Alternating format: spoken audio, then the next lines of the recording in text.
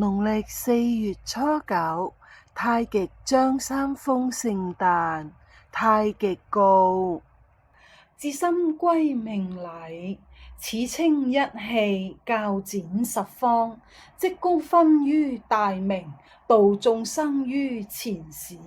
遇火龍而誓參自度，入武當而調養谷神。混濁和光，經緯5載。入山面壁，考驗9年。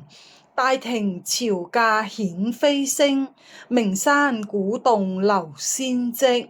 方方開化，處處設壇。